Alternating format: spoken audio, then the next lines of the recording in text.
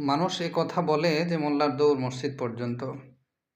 ভাই, মোল্লার দৌড় মসজিদ পর্যন্ত হবে না কেন বলেন?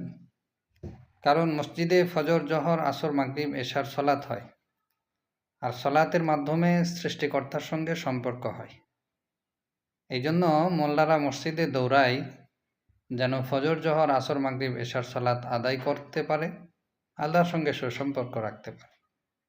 মোল্লারা মসজিদে এই জন্য দৌড়ায় যেন মসজিদ থেকে তালিম করতে পারে।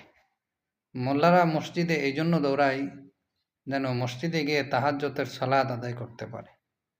মোল্লারা মসজিদে এই জন্য দৌড়ায় যেন মসজিদ থেকে দাওয়া ইলাল্লাহর মেহনত করতে পারে।